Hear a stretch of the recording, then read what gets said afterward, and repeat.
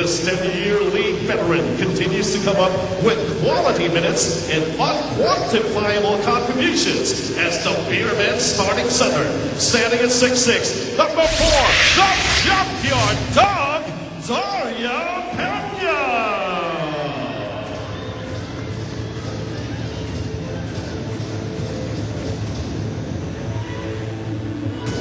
Next for the Beermen is this pride of the University of Cebu, who is already in his 11th season in the PBA, but continues to be one of the league's sweetest outside shooters, one of the best fast-break finishers, and now also one of the league's best defensive players.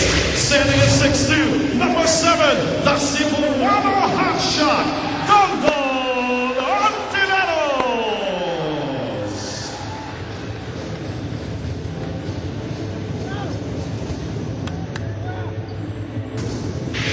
Hungry for his first ever championship is San Miguel Beer's starting point guard, who has bailed his team out so many times with buzzer-beating game winners or assists. Saying by number 5, the Heartbreaker,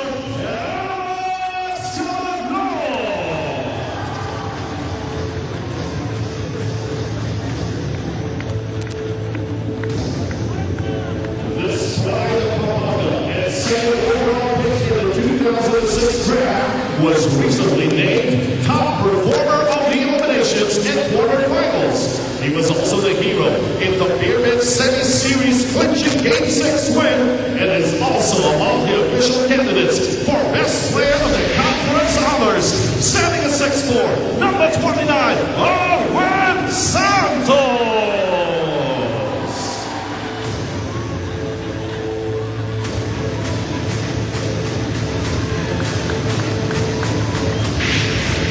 Last but not the least for the Beermen is one of the most athletic big men in the league today, who was the number 1 overall pick in the 2005 draft. The Beermen's leading local scorer and rebounder. He is eyeing a second straight Best Player of the Conference award. Standing at 6'6", number 23, Jay Washington.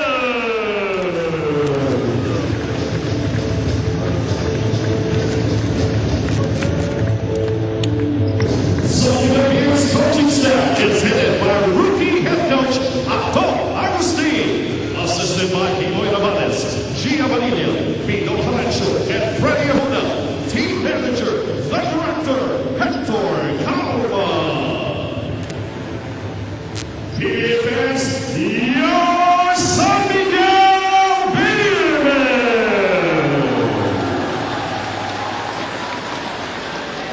And now, ladies and gentlemen, we request all of you to please rise for the singing of the Philippine National Anthem, to be led by the Crystal Boys Nation, Molly Dowles.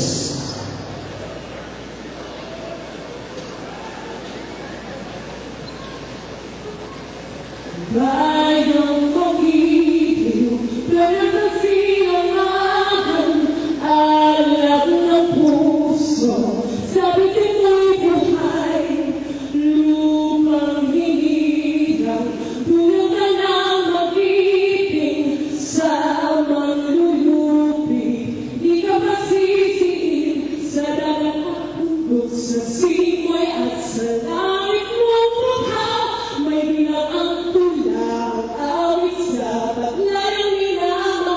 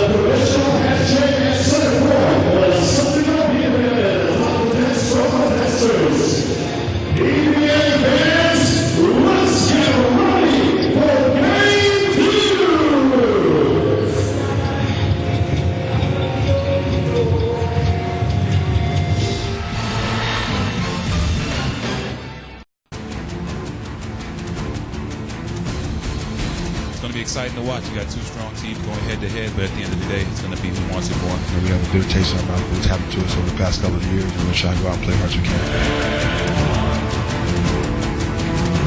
We want it bad, so it's going to be close. We're hungry too.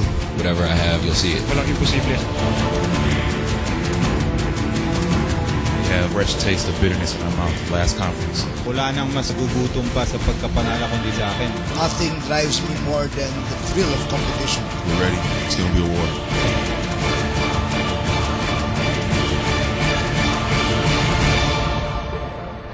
It seems like a simple enough equation when you have a 7-game series. The team that won the first game will more or less do the same that worked for them in the first game. But the team that lost the first game, the team you're seeing on your screens tonight now, and you were talking about this in your column about the adjustments that San Miguel has to make in this game. The stronger signal was clearly on the part of Talk and Text in Game 1 in Victoria's, Kinito. Oh, without a doubt, Sev, nakita natin sa game number 1. Very clear signal on the part of Talk and Text. They did what they had to do. It was a very close game up to the third quarter. Tapos ng fourth quarter, nagkaroon ng breakaway ang Talk and Text. Naubusan ng San Miguel because of the shorter rotation in San Miguel.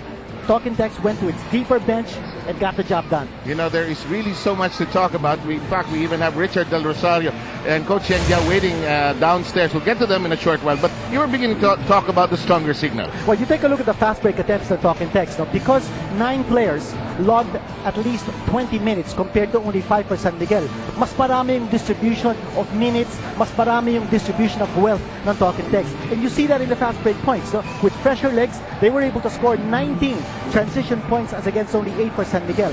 Sa fouls, makikita natin, mas maraming fouls in San Miguel. But take note also, a footnote for this is that San Miguel gave up 21 fouls with free throw awards, while Talk and Text gave up only 9 with free throw awards. And as a result, napakarami ng free throws attempts ng Talk and Text because of that. Somehow, San Miguel must be able to adjust giving up those unnecessary fouls. Absolutely, and they have to adjust watching Jason Castro, who just stepped forward in game number 1. Oh, see, Jason Castro was just a blur. The Maestro got the job done. He top scored for Talk and Text with 16 points. But, you know, he doesn't start for Talk and Text. He comes off the bench. And I think that's the reason why he becomes so much more effective, because nasanay kasi playing 2 guards, Ryan Reyes against Don Ontiveros. Pagpasok ni Jason Castro to relieve Ryan Reyes, all of a sudden, the matchup is very different. And you see what he did in game number 1. Not only that, he is such a versatile player that sometimes Coach Chot Reyes uses both Jimmy Alapag and Jason Castro together. Okay, sabay nilang nilalabas. But the story of game number 1 was Jay Washington, and he had this battle with cramps. Alam mo naman, pag out of town yung game, sa probinsya, kung minsan, hindi aircon, ibang kondisyon, medyo nahirapan si Jay Wash nung game na yun. Well, napakahalaga na player si Jay Washington for San Miguel. No? He gives them so much presence, both in terms of rebounding, in terms of scoring, inside and outside. He is their main man.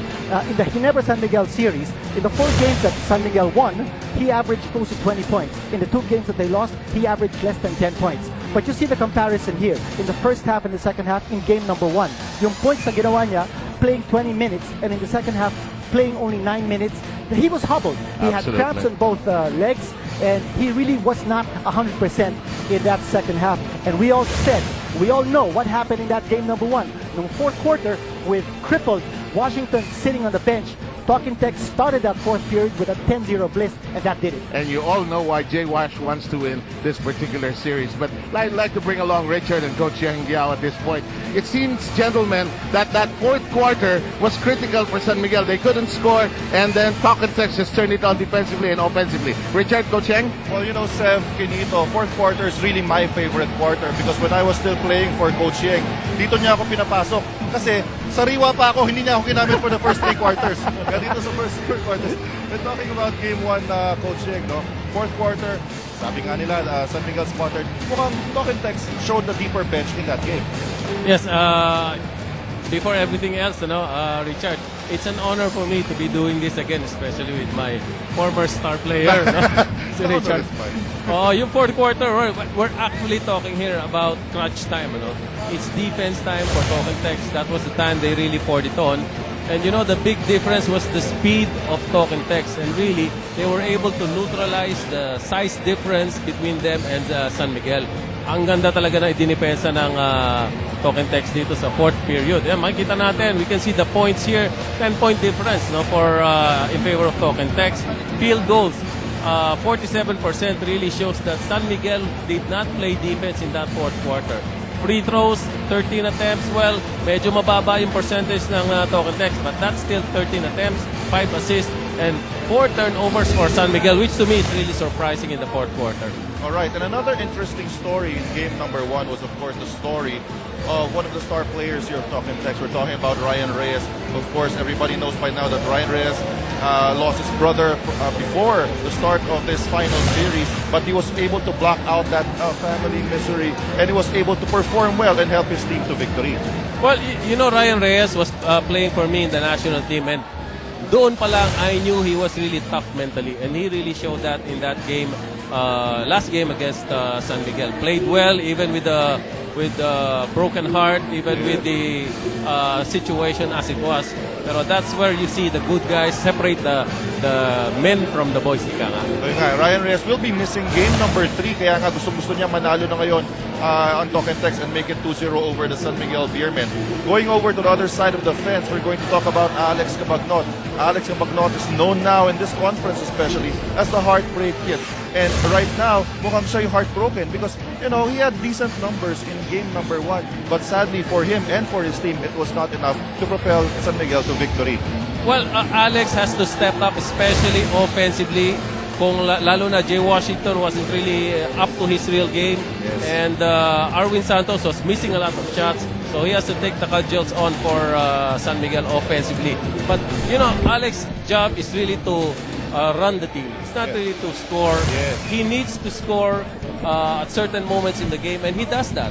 Pero kailangan siguro mag-contribute lahat ng San Miguel players dito. Alright, the burden of adjustment is with the San Miguel Beermen, but Coach Chot Reyes of Token Tex, although masaya siya na nanalo sila ng game number 1, he still remains cautious, and he had a talk with Maglu Marjon. Thank you, Richard and Coach Cheng. Coach Chot, ina-expect mo na maraming adjustment, magiging mas aggressive at ang San Miguel Beermen to begin game number 2 para makatabla sa inyo. What specific adjustments are you expecting and how do you counter them? Well, that's why our theme for this game is better. We have to be better today in game 2 than we were in game 1. Shoot better, take care of the ball better, hit better, shoot better from the free throw line, defend better and execute better. Because we know that San Miguel is going to come out with a lot more intensity. So, not too much on the technical adjustments, but just a desire and an intention to come out and be better in game 2 than we were in game 1. Coach, after the final buzzer in game number 1, given the situation with Ryan Reyes, the entire team lumapit, niyakap si Ryan Reyes, and without Ryan knowing, they dedicated the game for Ryan's brother. It must be satisfying to see the family type atmosphere you guys have here. Yes, that was all very spontaneous. It wasn't planned at all. It was just, you know, a very natural reaction of the players to the tremendous courage that Ryan is showing for this team. So he stayed here to be with us. We couldn't do anything less than to also be with him in his time of need. Thank you for your time, Coach, and good luck in Game 2. Back to Coaches Richard and Coach Cheng. Alright, thank you very much. Coach Cheng, pag-usapan nga natin yung sinasabi ng mental preparation because they know itong San Miguel team is a team on a revenge mode, kaya very cautious dito sa Coach Chot. Well, to me, no, it's really very important that Token Tex was able to have 1 or 2 days preparation ahead of San Miguel. Yes. And then when they went out of town, that really told on San Miguel. Jay Washington had those cramps, and then towards the fourth quarter, they got burned out. Yes, no? yes. So sa tingin ko, it was really because of that day or 2 that Token Tex had in terms of preparation. All right, we go over to the San Miguel Beermen, and Coach Ato Agustin had a chat with Dominic Way. Thank you, Richard and Coach Cheng. Kasama naman natin Coach Ato Agustin. Coach, ay mga San Miguel hopefuls and diehard fans, we're wondering, ano ba nangyari in Bacolod? Your players suffered from cramps. It so happened